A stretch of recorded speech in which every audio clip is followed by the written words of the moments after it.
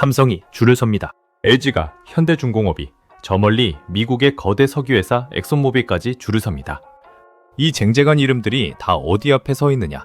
충남 아산에 있는 직원이 63명밖에 안 되는 작은 중소기업 앞이에요. 세계에서 제일 큰 기업들이 이 작은 회사한테 고개를 숙이고 우리 현장에도 좀 만들어달라 부탁하는 거예요. 이게 과장 같으시죠? 저도 처음엔 설마 했어요. 그래서 근거를 지금부터 하나하나 보여드릴게요. 왜 이런 거꾸로 뒤집힌 일이 벌어지는지 답은 딱 하나예요. 지구상에서 그 회사 말고는 아무도 그걸 못 만들거든요. 제 주변에 해양 플랜트 현장에서 평생 일하다 정년퇴직한 68살 어르신이 한 분 계세요. 얼마 전 손주랑 백화점 엘리베이터를 탔는데 문이 열리자마자 한참을 멍하니 서 계셨대요. 손주가 왜 그러냐 물으니 바다 한가운데 철탑 위에서 6,000명이 이거 같은 걸 타려고 매일 1시간 넘게 줄 섰었다고. 그런데 그 끔찍하던 줄을 단번에 없애버린 게 한국 회사였다는 걸 최근에야 아셨다는 거예요. 그게 그분만의 이야기가 아니에요. 화재가 나도 멈추지 않는 엘리베이터, 땅속 350m로 내려가는 엘리베이터까지 우리가 한 번도 제대로 들여다보지 못한 비밀이 이 회사 안에 줄줄이 숨어 있거든요.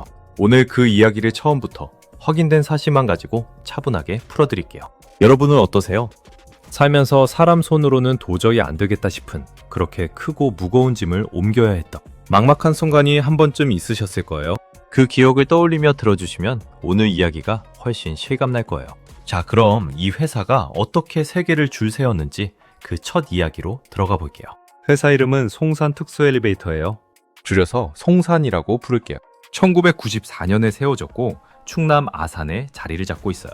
그런데 여기서 만드는 게 우리가 백화점이나 아파트에서 타는 15명, 20명짜리 그 네모난 상자가 아니에요. 한 번에 수백 명이 타고 50톤짜리 화물을 통째로 실어 올리는 거대한 기계예요. 이름도 보통이 아니에요.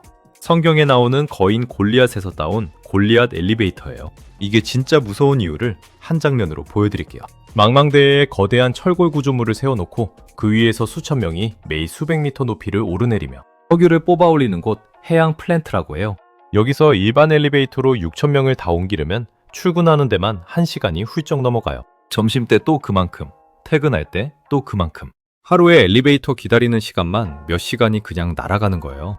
그런데 골리앗 엘리베이터는 한 번에 수백 명씩 실어 나르니까 몇십 분이면 끝나요. 이게 그냥 편리한 수준이 아니에요. 현장은 하루 늦어지면 돈이 억 단위로 새는 곳이거든요. 작업 일정이 바뀌고 납디가 달라지고 수백억짜리 계약의 운명이 통째로 뒤집혀요. 이 엘리베이터 하나가 거대한 프로젝트 전체에 시간을 쥐고 있는 거죠.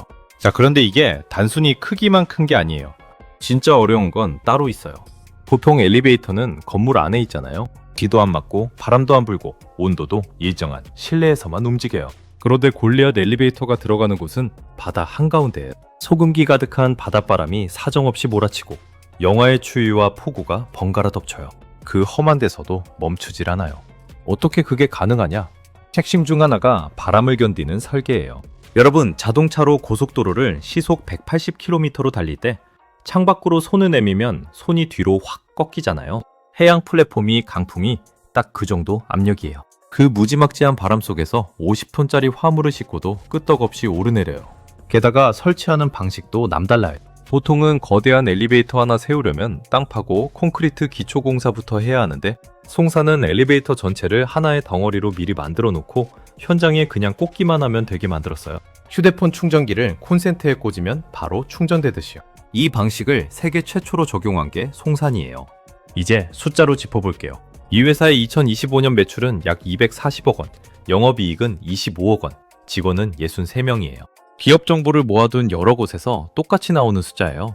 자, 여기서 눈썰미 좋은 분은 벌써 갸웃하실 거예요. 세계를 줄 세운다는 회사 매출이 겨우 240억이라고. 이 의문 아주 중요해요. 제가 뒤에서 이 숫자의 진짜 의미를 꼭 풀어드릴 테니 240억이라는 숫자만 살짝 기억해두세요. 그 이야기는 조금만 더 이따 풀게요. 여기서 이 회사의 거래처를 보면 입이 떡 벌어져요. 국내만 봐도 삼성, LG, 현대중공업 같은 우리가 다 아는 큰 기업들이 줄줄이 들어가 있어요. 해외로는 노르웨이, 캐나다, 싱가포르처럼 이름만 대면 알만한 나라들의 큰 석유, 개발 현장에 미국 엑손모빌까지요. 이렇게 약 30개 나라 넘게 수출 실적을 쌓아왔어요. 이게 그냥 듣기 좋으라고 하는 말이 아니라 회사 연역과 여러 보도에 또렷이 남은 기록이에요. 게다가 2019년에는 산업통상자원부로부터 세계 인류상품 인증을 받았어요. 세계 시장에서 손꼽히는 물건한테만 붙여주는 정부의 공식 인정 도장이에요. 자, 그럼 왜 그 큰 삼성이 엑소모빌이 이 작은 회사 앞에 줄을 설까요? 답은 아까 그 한 문장이에요. 이 회사 말고는 아무도 못 만들기 때문이에요. 반도체를 새기는 핵심 기계를 거의 혼자 만드는 네덜란드의 한 회사가 있어요. 이름은 어려우니 넘어가고요. 그 기계 없으면 첨단 반도체를 못 만드니까 돈이 아무리 많은 기업도 그 회사 앞에서 번호표 뽑고 기다려요. 지금 송산이 엘리베이터 세계에서 딱 그 자리에 서 있는 거예요. 송산한테 가든지 아니면 그 기술 없이 현장을 끌고 가든지 둘 중 하나예요. 반도체가 그랬고 조선이 그랬듯 세계가 우리를 찾아오게 만드는 그 자리를 이 작은 회사가 차지하고 있는 거죠. 그 시절 맨손으로 공장 세우고 배 만들던 우리나라의 그 정신이 여기 그대로 살아있는 거예요. 이게 끝이 아니에요. 어려서부터 우리가 늘 들어온 말, 불나면 엘리베이터 타지 마라, 계단으로 내려가라. 맞아요. 보통 엘리베이터는 불이 나면 전기가 끊기면서 멈춰버리니까요.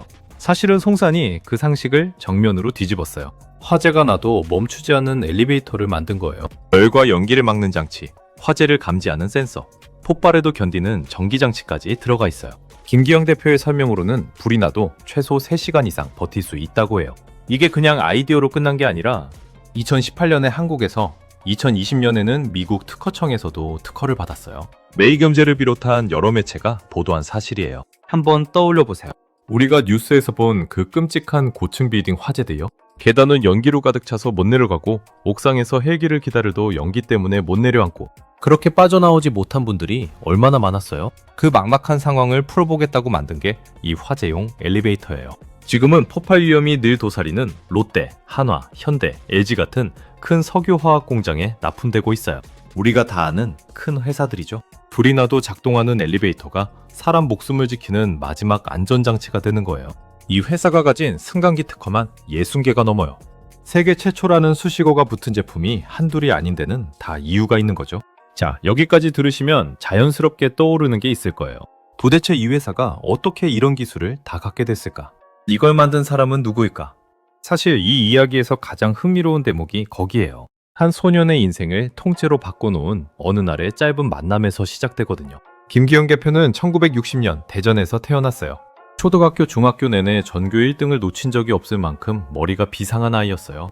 그런데 가구 사업을 크게 하던 아버지가 빚보증을 잘못 써는 바람에 집안이 휘청해요.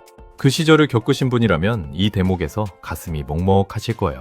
그때 빚보증 한번 잘못 써서 집안이 통째로 무너진 경우가 어디 한둘이었나요? 멀쩡히 잘 살던 친구가 어느 날 갑자기 학교를 그만두고 사라지던 시절이었잖아요. 결국 이 소년도 인문계 진학을 포기하고 충남 기계공고에 수석으로 입학해요. 공부로는 누구한테도 안 지던 아이가 형편 때문에 기술학교로 방향을 튼 거죠. 자, 그런데 바로 이 선택이 한 소년의 인생을 어쩌면 우리나라 산업의 한 자락을 바꿔놓아요. 1977년 박정희 대통령이 실업계학교를 격려하러 충남 기계공고를 찾아왔어요. 그 학교 행사에서 수석 입학생이던 17살 김기영이 격려의 말을 들었는데 본인이 훗날 여러 인터뷰에서 회고하기로는 그때 들은 나라에 꼭 필요한 일을 하라는 그 한마디가 평생 가슴에 남은 거예요. 17살이에요. 그 어린 나이에 들은 한마디가요. 이 소년이 며칠을 끙끙 앓으며 내린 결론을 들어보세요. 우리나라는 땅이 좁다. 사람이 몰리면 건물이 높아지고 그러면 사람을 위아래로 실어 나르는 엘리베이터 수요가 폭발할 것이다. 17살짜리가 이런 생각을 한 거예요. 그러고는 고1 때 이미 결심을 굳혀요. 승강기 분야에서 세계 최고가 되겠다. 그날부터 영어로, 일본어로 된 승강기 전문 서적을 닥치는 대로 읽으며 오직 엘리베이터 한 길만 팠어요. 친구들이 놀러 다닐 때 도서관에 틀어박혀 외국 책을 끼고 살았다는 거예요. 17에 인생의 방향을 못 받고 한눈 팔지 않고 거기로만 달려간 사람. 이게 보통 사람이 할 수 있는 일이 아니잖아요. 울산공대 기계공학과를 졸업한 그는 곧장 세계 1위 엘리베이터 회사인 미국 오티스에 들어가요. 하루에 잠을 4시간도 안 자며 전 세계를 돌았대요. 그 결과 29살에 오티스의 아시아 태평양 지역 연구개발 담당 이사로 올라가요. 아시아 사람이 다국적 기업 고위직에 오르는 게 정말 드물던 그 시절에요. 여기서 이야기가 끝났으면 그냥 출세한 사람의 성공담이었을 거예요. 그런데 진짜 반전은 지금부터예요. 회사에서 미국 본사 근무에 해외 지사장 자리까지 열어주려 했다는 얘기가 돌았어요. 평생 보장된 부와 명예가 눈앞에 펼쳐진 거죠. 그런데 33살의 김기영은 그 자리를 박차고 나와요. 본인 말로는 어린 시절부터 품어온 다른 나라가 아니라 내 나라를 위해 일해야 한다는 생각이 사업가의 길을 택하게 만들었다고 해요. 17살 그날의 한마디가 살아있었던 거죠. 그래서 보장된 미래를 버리고 빈손으로 돌아와요. 1994년 그렇게 송산 특수 엘리베이터가 세상에 나와요. 송산이라는 이름은 소나무 송의 외산, 소나무산이에요. 소나무처럼 이 나라와 국민에게 이로움을 주는 회사를 만들겠다는 뜻이래요. 회사 이름 하나에도 그의 평생 철학이 담긴 거예요. 자, 그런데 세상이 호락호락하지 않잖아요? 창업하고 3년쯤 지난 1997년, 우리 모두가 잊지 못하는 그 일이 터져요. IMF 외환위기요. 우리가 가장 뼈아프게 겪은 그 시절이죠. 멀쩡히 일하던 가장들이 하루아침에 거리로 내몰리고 평생 일군 회사가 하룻밤새 남의 손에 넘어가던 그 시절이요. 이게 한국 엘리베이터 산업도 통째로 뒤흔들어요. 돈줄이 막힌 대기업들이 줄줄이 엘리베이터 사업을 외국 회사에 팔아넘겼어요. 미국, 독일, 스위스, 핀란드 회사들이 차례차례 우리 회사들을 가져갔어요. 한때 승강기를 수출하던 나라가 시장을 다 내주고 수입에 크게 기대는 나라로 주저앉은 거예요. 공장은 해외로 옮겨가고 그 많던 일자리가 사라졌어요. 그때 우리가 겪은 그 박탈감이 엘리베이터 업계에도 똑같이 들이닥친 거죠. 이런 판에서 갓 창업한 작은 회사가 살아남을 방법이 있었겠어요? 만약 송산이 일반 엘리베이터 시장에 뛰어들었다면 거대한 글로벌 기업들과의 가격 경쟁에서 밀려 진작 문을 닫았을 거예요. 김기영 대표는 그걸 똑똑히 알았어요. 그래서 남들이 다 아는 일반 엘리베이터는 거들떠보지도 않고 아무도 손대지 않은 만들기 어려워 다들 포기한 특수 엘리베이터만 파고들어요. 가장 좁고 험한 길을 일부러 골라 들어간 거죠. 다들 큰 길로 몰려갈 때 혼자 산길로 들어선 셈이에요. 그런데 바로 그 선택이 30년 뒤 세계를 줄세운 결정적 한 수가 돼요. 여기서 운명의 전환점이 누구도 예상 못한 방식으로 찾아와요. 보통은 어떤 회사가 주문을 해야 그제야 개발을 시작하잖아요. 그런데 골리앗 엘리베이터는 정반대였어요. 아무도 주문하지 않았는데 김 대표가 혼자 먼저 만들어버린 거예요. 그가 해양 플랜트 현장을 직접 봤어요. 수천 명이 수백 미터 높이를 계단으로 오르내리며 어마어마한 시간을 길바닥에 버리는 광경을요. 그걸 보고 누가 시키지도 않았는데 혼자서 1년 8개월을 매달려요. 주문서 한 장 없이 팔린다는 보장도 없이 오직 저게 필요할 거라는 확신 하나로요. 직원들도 사장님 저거 누가 사겠냐고 걱정했을 법한데 묵묵히 밀어붙인 거예요. 그렇게 개발을 완료한 게 2014년이에요. 그런데 개발을 막 끝내기 직전 현대중공업에서 전화가 걸려와요. 혹시 수백 명이 한 번에 타는 엘리베이터 만들 수 있겠습니까? 사정을 들어보니 현대중공업이 엑소모빌한테 따낸 초대형 해안 플랜트 공사가 납기보다 한참 늦어져 다급한 상황이었어요. 그러다 수백 명을 한 번에 실어 나르는 엘리베이터가 있으면 공사를 확 앞당길 수 있겠다는 생각을 한 거예요. 송산이 1년 8개월을 들여 막 완성한 바로 그 물건을 현대중공업이 절실히 찾고 있었던 거죠. 김 대표가 다음날 바로 기차를 타고 울산으로 달려가 제품 개발이 이미 끝났다고 하자 담당 임원이 계약서 쓸 시간도 아깝다. 당장 만들어 달라고 했대요. 그리고 납품까지 단 90일이 걸렸어요. 세상이 부르기도 전에 답을 미리 만들어 두고 기다린 거예요. 이런 일이 처음도 아니었어요. 2002년 한일 월드컵을 앞두고 정부가 DMZ 제3땅굴을 안보관광 코스로 열려고 했어요.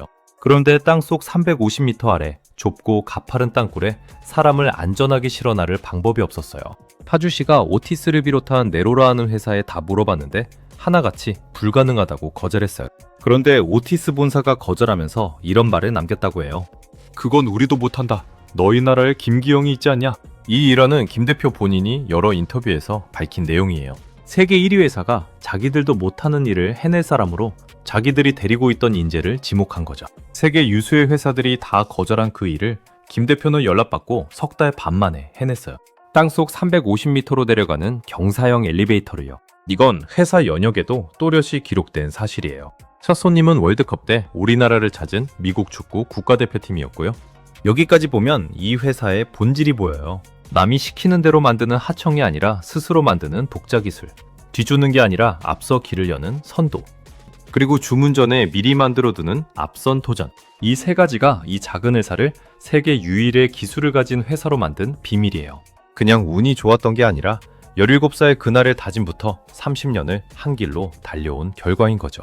자, 그럼 이제 아까 그 240억 얘기를 풀 차례예요. 기억해 두시라던 작다고 갸웃하셨던 그 매출이요. 세계를 줄 세우는 독점 기술을 가진 회사, 매출이 왜 겨우 240억일까요? 사실 이런 영상에 흔히 달리는 댓글을 보면 매출이 너무 적은 거 아니냐는 의문이 정말 많아요. 저도 자료를 찾다 보니 같은 의문을 가진 분이 많더라고요. 아주 날카로운 지적이에요.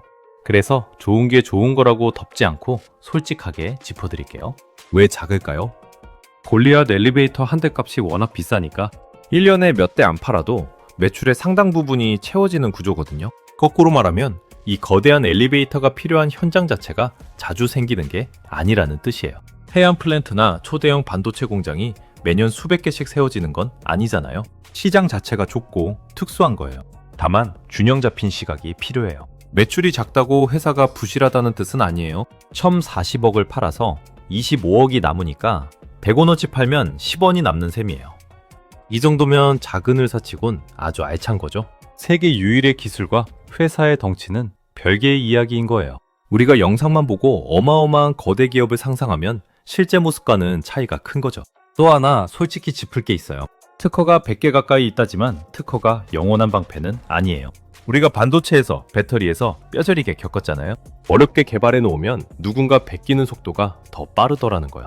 그래서 이런 영상마다 기술 유출 조심하라는 걱정이 그렇게 많은 거예요. 여러분의 그 걱정이 괜한 게 아닌 거죠. 김 대표 본인도 우리나라는 규제가 너무 많아 기업 혁신에 발목을 잡는다고 오랫동안 목소리를 내왔어요. 완전히 중요한 건 맞지만 기술, 혁신을 하는 회사를 밀어줘야 할 정부가 오히려 발목을 잡는 일이 생긴다는 거죠. 이건 송산만의 하소연이 아니라 우리나라 수많은 알짜 중소기업이 공통으로 안고 있는 고민이에요.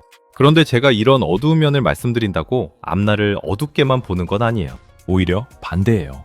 이런 한계를 다 알고도 이 회사를 믿게 만드는 이유가 있거든요. 창업자가 여전히 현장에 있다는 거예요. 김 대표는 지금도 새 연구센터를 짓고 특허를 늘리고 수출 국가를 더 넓히겠다고 뛰고 있어요. 영업이 약하다는 약점을 채우려고 기업은행장을 지낸 분을 회장으로 영입하기도 했고요. 주문이 없어도 미리 답을 만들어두는 방식으로 30년을 살아온 사람이에요. 위기가 온다고 멈출 사람이 아니에요. 그게 이 회사의 진짜 자산이에요. 기계나 특허가 아니라 17살에 품은 한마디를 평생 안고 사는 한 사람의 뚝심이요. 이 이야기가 우리 인생과 무슨 상관이냐, 여기까지 보신 분은 그게 궁금하실 거예요. 저는 이렇게 생각해요. 우리가 평생 일하며 가졌던 그 정신, 없는 살림에 맨손으로 부딪혀 기어이 길을 만들어내던 그 정신이 지금도 이렇게 살아있더라는 거예요. 집안이 기울어 기술학교로 갔던 한 소년이 세계 1위. 회사의 임원 자리를 박차고 돌아와 외국의 단해준 시장을 기술 하나로 되찾아냈어요. 그게 지금 우리 손주 세대가 어깨 펴고 먹고 살 기술로 이어지고 있는 거예요. 우리가 살아온 그 시대가 헛되지 않았다는, 그 정신이 지금도 흐르고 있다는 증거인 거죠. 정리해볼게요. 첫째, 충남 아산의 송산 특수 엘리베이터는 한 번에 수백 명이 타고 50톤을 실어 올리는 골리앗. 엘리베이터를 세계 최초로 만든 이 분야 유일의 기술을 가진 회사예요. 둘째, 그 힘은 17살에 한 우물을 파기로 결심하고 평생 그 길만 걸은 김기영 대표의 뚝심에서 나왔어요. 셋째, 다만 시장이 좁아 회사 규모는 우리가 상상하는 것만큼 거대하지는 않고 기술 복제와 규제라는 숙제도 함께 안고 있어요. 빛과 그림자를 같이 봐야 진짜 모습이 보이는 거예요. 그러니까 처음 제가 던진 질문, 왜 세계 최고 기업들이 이 작은 회사 앞에 줄을 서느냐? 답은 하나예요. 그 회사 말고는 아무도 못 만들기 때문이에요. 그게 기술이 가진 진짜 힘이에요. 덩치가 아니라 대체 불가능함. 오늘 이야기 무언가를 결정하시라고 들려드린 게 아니에요. 어떤 판단이든 늘 여러분 몫이고요. 그저 우리나라에 이런 회사도 이런 사람도 있다는 걸 같이 알아두자는 거예요. 여러분도 그런 적 있으세요? 남들이 다 안 된다고 할 때 그래도 나는 끝까지 한 길로 가봤던 경험이요. 아니면 주변에 이 송산 같은 묵묵히 자기 일에 평생을 건 분이 계세요. 저는 그런 분들 이야기가 제일 좋더라고요. 듣다 보면 괜히 마음이 따뜻해지거든요. 댓글로 그 이야기 한 줄 들려주시면 하나하나 반갑게 읽겠습니다. 이런 숨은 이야기가 괜찮으셨다면 구독 한번 눌러주세요. 다음에 또 좋은 이야기로 찾아올게요. 늘 건강하시고요.